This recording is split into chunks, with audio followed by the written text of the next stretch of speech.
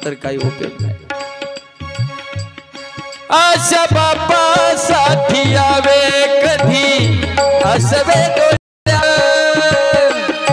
आशा बापासाठी यावे कधी असवे डोळ्यात, काय उपाय पुन्हा किती गातले पितर।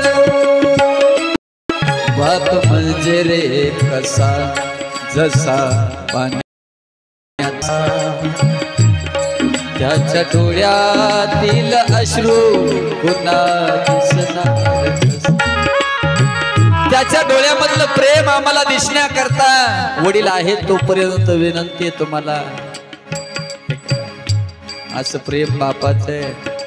त्या वेळेला राजानं झारी घेतली, इकडं आई वडील वाट बघायला लागलेले, रडायला लागलेले। तेवढ्या वेळामध्ये राजाच्या पावलाचा आवाज आला। आंधळी माणसले हुशार असतात आई, कानावरती पावलाचा आवाज आल्याबरोबर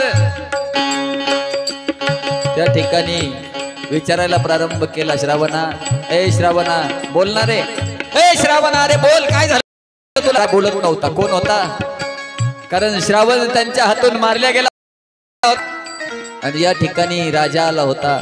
श्रावणा बोलणार रे, तुला पाठवलं म्हणून राग आला का? राजा तुला काम सांगितलं म्हणून राग आला का रे? जीत पाणी आणण्याकरता धाडणार नाही, वागा बोलणार रे। ए राजा, श्रावणा माझी विनंती रे बोल ना। श्रावण बोलायला तयार नव्हता, कारण तो श्रावण नव्हता म्हणून बोलू शकत नव्हता। हातात आणून पाणी दिलं, वडिलांनी पाणी हातात घेतलं। राजा तू जर मला बोलला नाही ना तर एक पाण्याचा घोट सुद्धा तुझा बाप पिणार नाही रे, सांग बोलतो का कसं करतो? राजाचा नाईलाज झाला। काय अपेक्षा आहे बघा ना, मुलगा ज्या टायमाला असणार आई वडिलाला बोलत नाही ना त्यावेळेला त्यांना जेवढं दुःख होत नाही तेवढं दुःख कधीच होत नाही। अरे ज्यांचे ज्यांचे जिवंत आहेत ते कमीत कमी मुखानं बोलत जा, काय अपेक्षा आहे त्यांची? या गादीवरती तुम्हाला खोटं बोलत नाही, घडलेली घटना सांगायलो।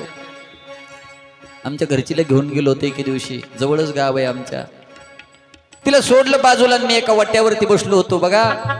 वडाचं झाड होतं आणि वडाच्या झाडाला वट्टा होता, त्या वट्ट्यावर मी बसलो होतो। एक बाबा होते म्हातारी अवस्थेतले, उठून बसले, मला जे हरी केला, म्हणले महाराज बसा। बसलो जवळ त्यांची आई, आणि बसल्याच्या नंतर तिने सांगायला प्रारंभ केला, बाबा तुम्ही फिरतात, कथा करता, कीर्तन करता? म्हणलं हो ना।